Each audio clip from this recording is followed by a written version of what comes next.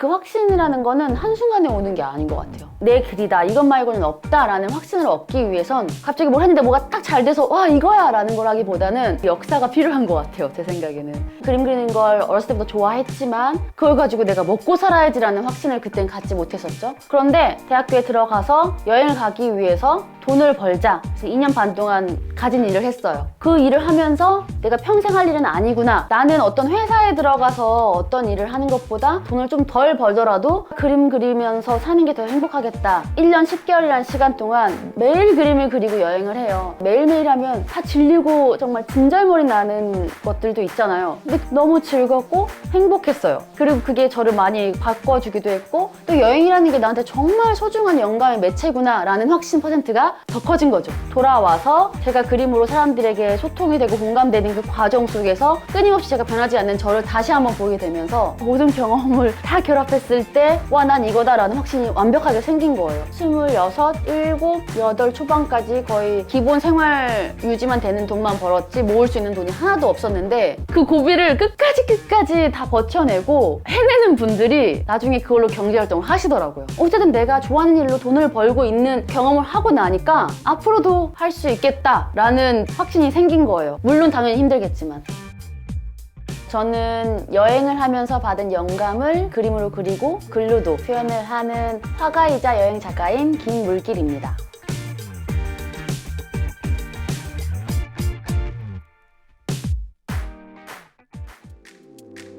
대학교 3학년 때 학생들을 뽑아서 가는 국제 캠프를 저희 학교에서 만든 거예요. 그때 처음에 갔던 곳이 프랑스였어요. 저의 첫 여행 국가였는데요. 근데 해외는 모든 게 다 낯설잖아요. 그러다 보니까 일기를 쓰려고 가져갔던 그 일기장에다가 제가 매일 그때 봤던 것들을 막 그림으로 그리고 있는 거예요. 풍경, 사람들, 냄새, 음식 이런 게 다 너무나 다르니까 내가 좀 낯선 곳들에 나의 몸을 좀 두고 여행을 하다 보면 내 그림이 훨씬 더 풍성해질 수 있겠구나 라는 확신이 들어서 세계 여행을 조금 하면서 그림을 그려야겠다라는 꿈을 갖게 되었고 2년 반이라는 시간 동안 여행을 가기 위해서 돈을 계속 모았어요. 휴학을 한 후에 양말 회사에 들어가서 일을 하기도 하고 로고 디자인이라던가 회사를 다니면서 주말에도 계속 일을 했어요. 저는 회사 마치고 벽화 야간 작업을 해요. 봉사장 아저씨들이랑 같이 사이에서 막 제가 벽화를 그리고 끝나면 한 새벽 4시 이렇게 끝났었어요. 2년 반을 꽉 채워서 그때는 2,500만 원을 모았었어요. 그래서 그 돈으로 정확히 673일 동안 5대륙 46개국을 여행하면서 410장의 그림을 그리고 돌아왔습니다. 한국에 있을 때는 제가 매일매일 낯선 사람들을 만날 이유도 조건도 상황도 전혀 없었거든요. 그런데 해외 나가면 그런 사람들을 계속 만나잖아요. 아, 내가 아이들이랑 이렇게 즐겁게 웃고 떠들 수 있고 어르신들을 만났을 때 예의 바르게 행동하는 이 과정 그리고 저분들이 나를 예쁘게 봐주시는 순간들을 보면서 내가 생각보다 괜찮은 사람이네? 이런 상황들을 처음 보는 사람들 사이에서 계속 찾아내고 제 자존감이 높아지더라고요. 자신감이 생기니까 조금 더 쾌활하게 반응할 수 있게 되고 더 많은 사람들을 알게 되고 저도 더 당당하게 그림을 그릴 수 있게 되고 나비 효과처럼 이렇게 저를 움직이게 되더라고요. 그게 이제 여행에서 끝난 게 아니라 당연히 한국에 돌아와서 지금까지도 저에게 굉장히 큰 원동력이 되고 있어요.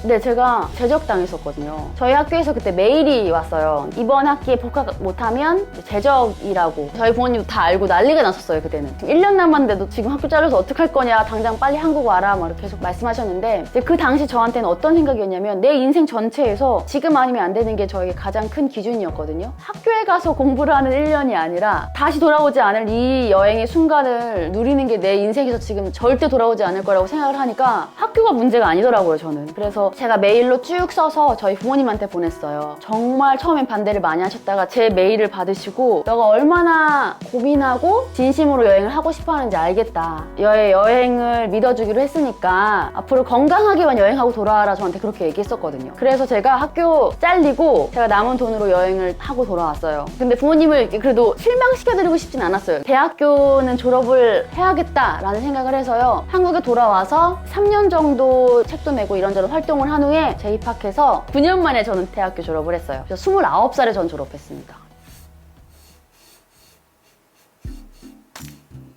단 한 번도 저는 내가 책을 낸다, 내 이야기를 가지고 사람들 앞에서 전달한다라는 계획은 정말 없었어요. 전혀 없었고, 저는 그런 걸 할 줄 아는 사람이라고 생각해 본 적도 없었고, 그래서 건강하게 살아서 돌아오고 그림도 잘 그려가지고 오자, 이게 목표였는데요. 제가 여행을 하면서 블로그 같은 걸 하나 만들어서 거기에 댓글로 저희 부모님이랑 대화를 하고 그랬었어요. 그래서 제가 그날 그렸던 그림들을 거기다 올리기도 하고, 뭐 여행에서 찍었던 사진을 올리기도 하고, 어느 순간 이웃들이 조금 생겨나더라고요. 근데 그 중에 한 분이 출판사 직원이셨던 거예요. 그 직원분이 저한테 컨택을 하셨고, 그때 처음으로 깨달았죠. 아, 내 이야기가 책으로도 될 수가 있구나라는 걸 깨닫게 되고, 강연도, 방송도, 전시도, 책도 이렇게 활동을 할 수 있었던 것 같아요.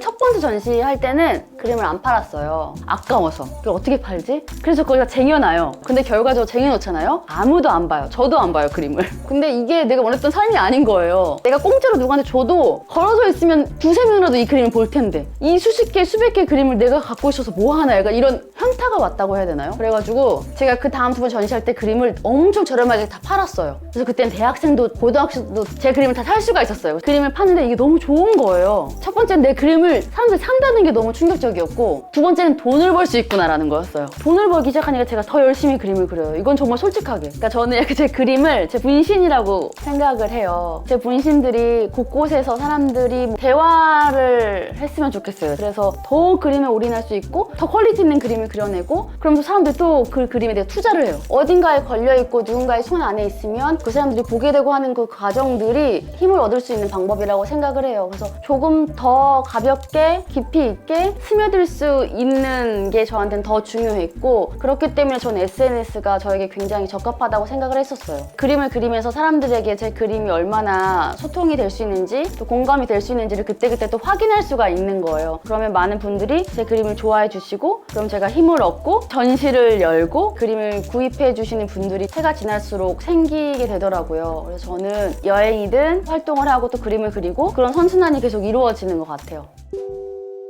이 그림을 보면 어떤 사람이 있고, 그 안에 이렇게 바다가, 맑은 하늘이 비친 굉장히 깨끗한 바다가 있고, 그리고 요 두 사람이 낚시를 하고 있잖아요. 근데 이 두 사람이 앉아있는 곳이 눈이에요, 눈. 사람 눈 위치에 지금 한 사람씩 앉아있어요. 근데 그 눈이 밖을 바라보고 있는 게 아니라 자기 안을 바라보고 낚시를 하고 있는 거예요. 사실은 아무것도 없고 도대체 깊이가 어느 정도인지는 모르지만 그 안에는 분명 숨어있는 황금 대여가 있다라고 저는 생각을 하거든요. 끈기 있게 시간을 보내고 노력하고, 그래서 스스로가 자기 안에 있는 보물을 낳고 있는 그런 나 자신의 모습을 그림으로 그린 겁니다. 그리고 저도 어쨌든 26, 7, 8 초반까지 진짜 그냥 기본 생활 유지만 되는 돈만 벌었지 모을 수 있는 돈이 하나도 없었는데, 그래, 내 삶은 너무나도 몇십 년 남았는데 내가 돈이 안 돼서 좋아하는 거를 포기하는 건 이 젊은 나이에 너무 아까워. 더 이상 안 되겠다 싶을 정도는 내가 좋아하는 거 더 해보자. 그래도 충분히 늦지 않아 라는 생각을 하니까 조금 더 마음이 편해지고, 계속 고집 부려가면서 스스로를 나아갈 수가 있더라고요. 그러다 보니까 조금씩 저도 모르게 발전됐어요. 사실 저는 해마다 생각이 드는 게, 좋아하는 일로 돈을 벌고 있는 이 상황이 될 거라고 내가 과연 작년에 생각했을까? 생각 못했거든요. 뭔가를 하려고 할 때는 하면 안 되는 이유와 되는 이유를 적어보면 항상 안 되는 이유가 야속하게도 항상 더 많아요. 되는 이유는 사실 몇 개 없어요. 그런데 안 되는 이유에만 집중을 하잖아요. 그러면 저는 지금 아무것도 하지 못했을 것 같아요. 근데 되는 이유에 제가 집중을 했기 때문에 이렇게 제가 원하는 걸 잘 해오고 있다라고 생각을 해요, 저 스스로는. 지금 제가 그리는 요즘에 저의 그림 작업물을 어떤 대학생이 가져가서 대학교 교수님에게 평가를 받는다고 했을 때, 저는 모든 교수님이 좋은 평가를 내줄 거라고 절대 생각하지 않아요.